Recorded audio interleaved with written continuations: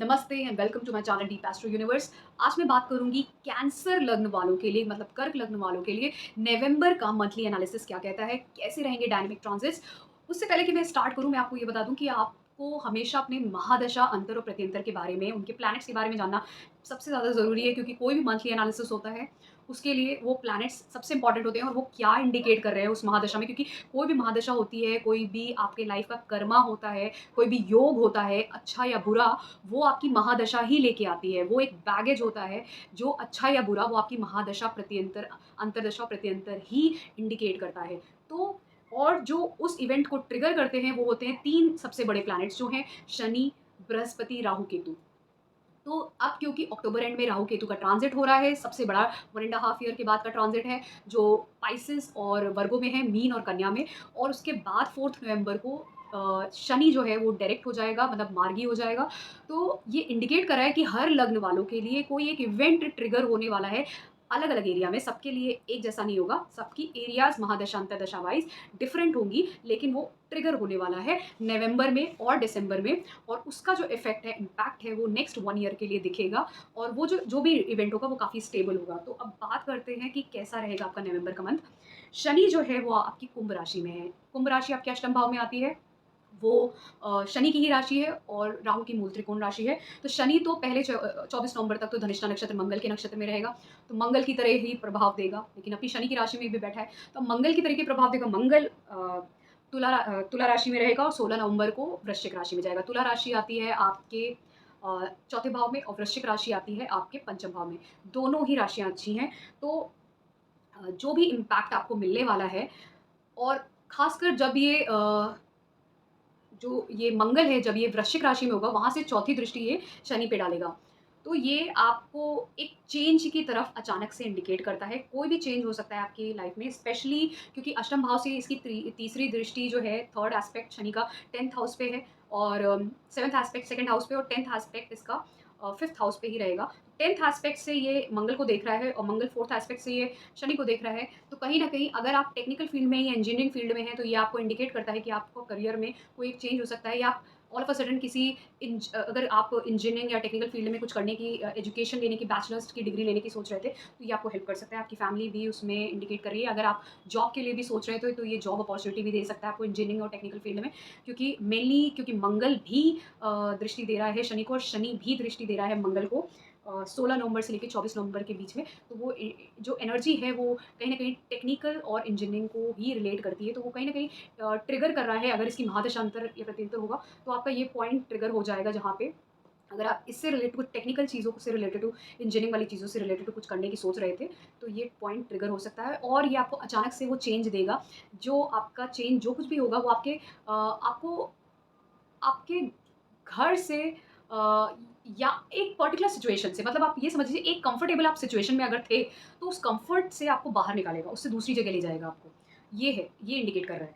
फिर उसके बाद ये चेंज है, एक तरीके का जो चेंज है वो ट्रांसफॉर्मेशन दिख रहा है, और वो ट्रांसफॉर्मेशन पहले तो, क्योंकि जब तक कि शनि आपके एक्वेरियस कुंभ राशि में रहेगा अष्टम भाव में, ये अच्छा है। ये जो कुछ भी चेंज आपकी लाइफ में जो कुछ भी देगा इस टाइम पे करियर में, ये स्टार्टिंग में आपको ऐसा लगेगा कि ये बहुत ट्रबल दे रहा है, मुझे एंग्जायटी दे रहा है, मुझे टेंशन दे रहा है, लेकिन ये ही आपको आगे जाके बहुत कुछ देने वाला है। सो रिमेंबर दैट ये जो शनि बैठा है, ये अपने खुद के घर में बैठा है, ये चेंज देगा, ये आपको ट्रांसफॉर्मेशंस देगा, बहुत सारी चीज़ों की तरफ लेके जाएगा। लेकिन ये अल्टीमेटली, ये जो भी चेंजेस हैं, भले ही इसमें आपको प्रॉब्लम दिखे, अप एंड डाउन दिखे, हार्ड वर्क करना पड़े, लेकिन ये आपको लॉन्ग टर्म बहुत बेनिफिट देने वाला है, स्टेबिलिटी देने वाला है, हर तरीके से, आपके करियर वाइज भी, स्टेटस वाइज भी, सोर्स ऑफ इनकम वाइज भी।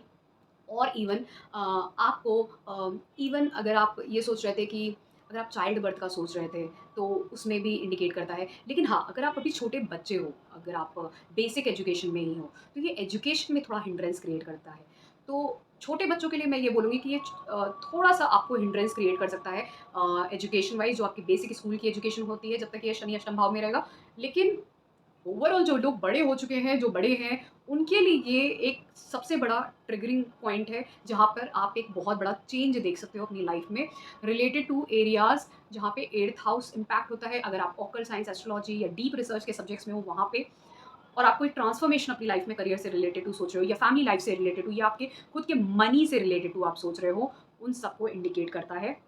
और ये कहीं न कहीं आपके सोशल सर्कल को भी जो आपका आपका जो सोशल सर्कल है, जहाँ से आपको गेन्स मिलते हैं, उसको भी इम्पैक्ट करेगा। तो ओवरऑल ये अच्छा ही इम्पैक्ट है, बट ध्यान रखिएगा ये आपको साथ में थोड़ा बहुत लोड भी देता है, प्रेशर भी देता है, मेंटल प्रेशर, मतलब ऐसा हो सकता है कि अच्छा ही कर रहा है बट उसमें वर्कलोड बहुत हो या मेंटल प्रेशर बहुत है, जो भी कुछ भी आपको दे रहा हो लाइफ में अच्छे के साथ-साथ। तो ये होगा। और फिर उसके बाद जब ये राहु के नक्षत्र में जाएगा 24 नवंबर के बाद, राहु के शतभिषा नक्षत्र में, राहु आपके नवम भाव में बैठा है और फिर राहु जिस मीन राशि में है और बृहस्पति उसके just next to 10th house में, तो मैंने बोला कि ये आपको सडन चेंज देने वाला है और उसकी वजह से आपका स्टेटस भी राइज करेगा। सडन चेंज ये हो सकता है कि आप हायर एजुकेशन के लिए सोच रहे थे, ऑल ऑफ अ सडन आपको लग रहा था कि मैं कोई हायर एजुकेशन पीएचडी या कुछ लूँ बाहर जाके कहीं दूर अपने घर से। ये सब ये इंडिकेशन, ये ट्रिगर पॉइंट है और ये इंडिकेट कर। और अगर आप टीचिंग की लाइन में कहीं सोच रहे थे, कुछ प्रोफेसर बनने का, ये सब भी देता है। अगर आप साइंटिस्ट बनने का सोच रहे थे, ये कुछ भी जॉब से करियर से रिलेटेड टू भी, या आप इवन हायर एजुकेशन का भी सोच रहे थे, ये सारे पॉइंट्स ट्रिगर होते हैं। अगर आप किसी पर्टिकुलर ऐसी एरिया में काम करने के सोच रहे थे जो 8th हाउस से इफेक्ट करती है, वहाँ पे आपका लक भी साथ देगा, आप ट्रैवल भी करोगे, ये सारा इंडिकेशन है। तो 8th हाउस में बहुत सारी चीज़ें आती हैं। सिर्फ मैंने रिसर्च और एनालिसिस और एस्ट्रोलॉजी ये सब बोला, बट इसके अलावा भी जितने भी इनकम टैक्स के सब्जेक्ट होते हैं, सीए होते हैं, जो हमारे एक्साइज ड्यूटी ऑफिसर्स होते हैं, सीबीआई ऑफिसर्स होते हैं, इन्वेस्टिगेशन जो करते हैं, ये सब सब्जेक्ट्स जितने भी जहाँ पे डीप एनालिसिस करने की ज़रूरत होती है, उसमें आपको ये कहीं न कहीं बेनिफिट देगा और करना भी चाहिए। इस टाइम पे आपको ये इंडिकेशन देता है। और क्योंकि कैंसर लग्न वालों के लिए उनकी कुंभ राशि जो होती है अष्टम भाव में आती है, तो इसलिए उनको कहीं न कहीं, कभी न कभी लाइफ में इस तरीके के सब्जेक्ट्स पे थोड़ा बहुत इंटरेस्ट दिखाना चाहिए। तो इट विल कम डाउन, मतलब उनके जो मेंटल एगनी होती है, जो प्रॉब्लम्स होती हैं, उसको वो थोड़ा कंट्रोल कर लेगा अगर वो कैंसर लग्न वाले, क्योंकि उनका माइंड जो है, मून जो है वो थोड़ा-सा, क्योंकि कैंसर लग्न वालों का क्योंकि मून का साइन है, थोड़ा-सा वेवरिंग होता है, मतलब कभी पॉजिटिव सोच रहे हैं तो अचानक से नेगेटिव सोचने लग जाते हैं। तो जितना वो एस्ट्रोलॉजी में डेल्व करेंगे या ऐसे रिसर्च एनालिसिस करने में डेल्व करेंगे, टेक्निकल भी सब्जेक्ट्स में डेल्व कर सकते हैं, लेकिन यू हैव टू डेल्व, मतलब आपको गहराई तक रिसर्च एनालिसिस करना है, किसी भी सब्जेक्ट पे करिए। बट अगर वो आप करते हैं तो आपका चंद्रमा जो है ना वो थोड़ा-सा वेवरी कम हो जाएगा, आपको उतनी प्रॉब्लम नहीं होगी। फिर उसके बाद बुध की बात करते हैं, मरकरी की। तो मरकरी जो है वो फ़िलहाल स्कॉर्पियो साइन में वृश्चिक राशि में रहेगा और वृश्चिक राशि आती है आपके इसमें आपके इधर वृश्चिक राशि वृश्चिक राशि में रहेगा और फिर उसके बाद 27 नवंबर को वो धनु राशि में जाएगा। तो वृश्चिक राशि में जब तक कि ये रहेगा, तो ये आपके पंचम भाव को इफ़ेक्ट करेगा और जब ये धनु राशि में आएगा तब ये छठे भाव को। तो ये जब पंचम भाव को जो बुध रहेगा वहाँ पे पंचम भाव में, तो ये आपका एक तो तीसरे घर का स्वामी है और ये आपका ये आपका 12वें घर का स्वामी है। तो 12th और 3rd हाउस का लॉर्ड जब 5th हाउस में आएगा, तो ये कहीं न कहीं ये समझ लीजिए कि पंचम भाव इज़ ऑल अबाउट, ये 5th हाउस जो है वो आपके क्रिएटिविटी का है, आपके इंटेलिजेंस का है। तो हो सकता है उस टाइम पीरियड में कहीं न कहीं आपका किसी वजह से भट मन जो है काफ़ी वेवरी हो जाए, मतलब भटकाव की तरफ हो जाए। मतलब आप कहीं न कहीं किसी ऐसी चीज़ में आपका माइंड डाइवर्ट हो सकता है जिसमें आपके इंटेलिजेंस का लॉस हो रहा है। आप ज़्यादा अपनी बुद्धि का प्रयोग नहीं कर पा रहे हो, इस तरीके का इंडिकेशन दे रहा है कि अपनी बुद्धि का, अपनी जो इंटेलेक्ट है उसका यूज़ नहीं कर पाओगे। मंगल के साइन में बैठा बुध जो है वो भी 12वें घर का स्वामी है, तो ये कहीं न कहीं लॉस ऑफ इंटेलिजेंस दिखाता है।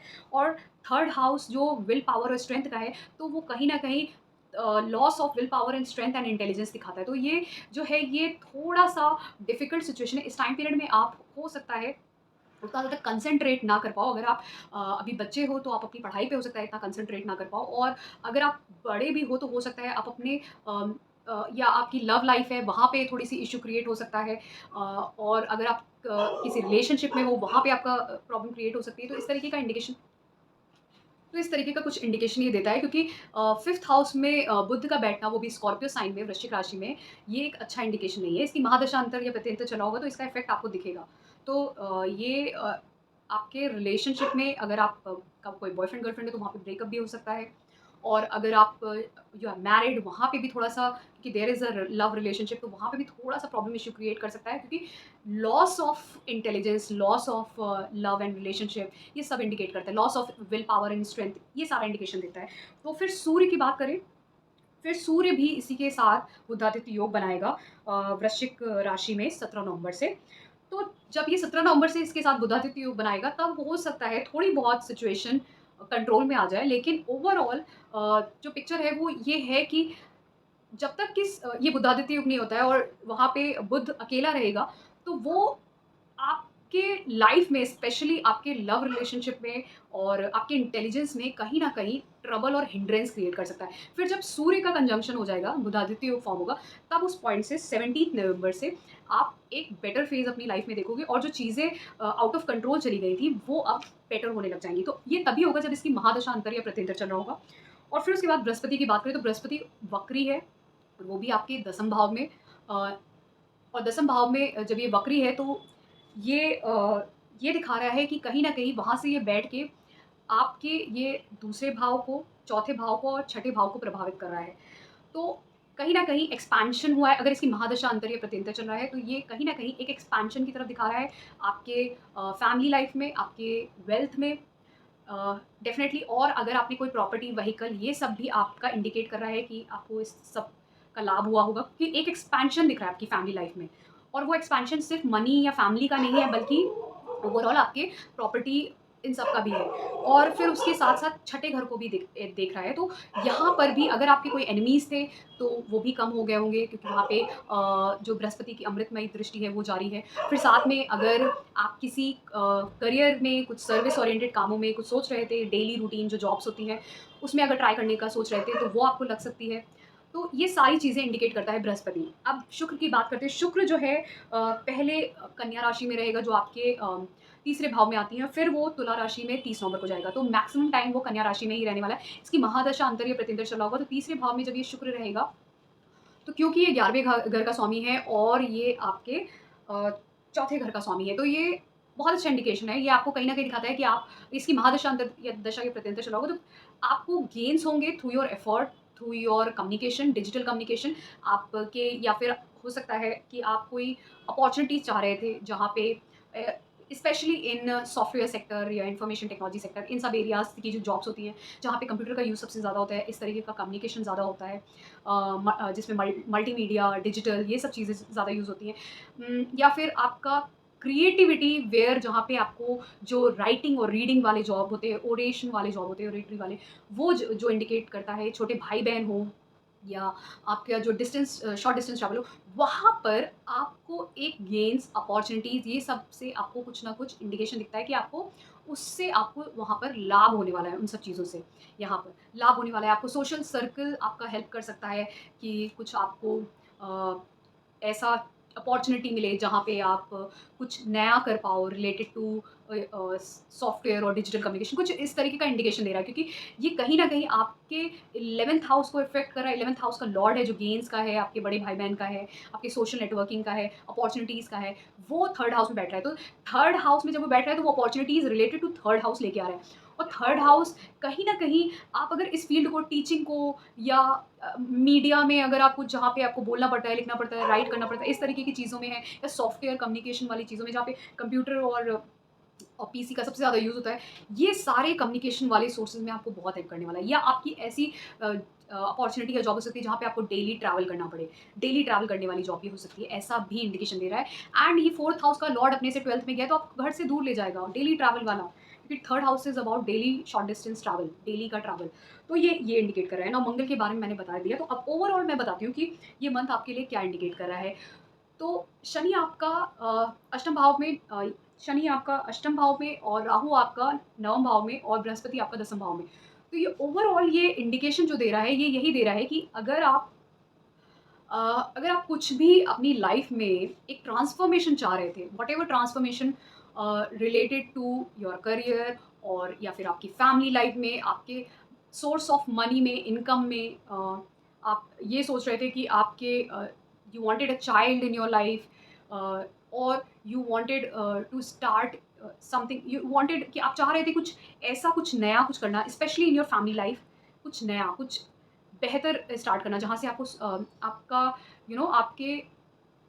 आपका इनकम जो है, आपका जो सोर्सेज़ हैं, वो ओपन हो सकें, लॉट ऑफ सोर्सेज़। तो उस तरीके का जो ट्रांसफॉर्मेशन आप चाह रहे थे अपनी लाइफ में, और आप अपने खुद के, या फिर अपने बच्चों के लिए कोई एजुकेशन का कुछ सोच रहे थे, यू वांटेड टू कि आपका बच्चा जो है एजुकेशन की तरफ और हायर एजुकेशन या बेसिक एजुकेशन, इन सब का जो भी इंडिकेशन है वो दिख रहा है, डिपेंडिंग ऑन कि आप क्या ट्रांसफॉर्मेशन अपनी लाइफ में चाह रहे थे, वेदर यू वांटेड कि आपकी लाइफ में, खुद की लाइफ में सोर्सेज ऑफ इनकम आए, या कहीं से आपको किसी शेयर मार्केट या कहीं से कुछ आपको लाभ हो, या आपके करियर में कोई चेंज आए, ट्रांसफॉर्मेशन आए, आपकी फैमिली लाइफ में, या you wanted a child birth, you wanted a relationship, ये सारे तरीके के ट्रांसफॉर्मेशन आपकी हेल्प करें।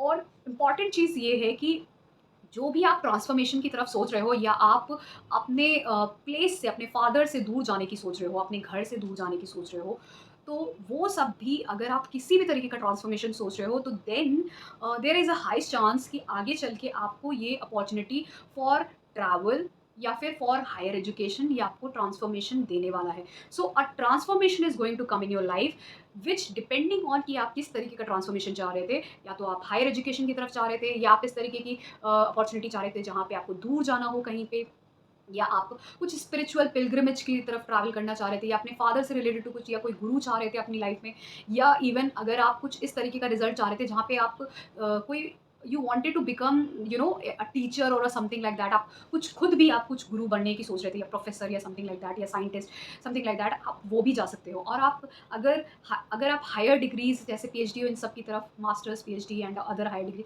वो सब भी वो इंडिकेट करता है, और वो ओवरऑल जो है दैट शोज़ कि वो एक आपको लाइफ में एंड में एक स्टेटस देगा। तो जो कुछ भी आप ट्रांसफॉर्मेशन, क्योंकि जो सैटर्न आपके शनि जो बैठा हुआ है वो आपको ट्रांसफॉर्मेशन की तरफ इंडिकेट कर रहा है। तो अगर आपको मेरा ये एनालिसिस पसंद आया हो for cancer lagna people November के लिए, तो please do subscribe to my channel Deep Astro Universe, और इस वीडियो को भी लाइक करिएगा। और जो कुछ भी फर्दर ट्रांसफॉर्मेशन नवंबर में होगा, दिसंबर में होगा, वो स्टेबल रहने वाला है।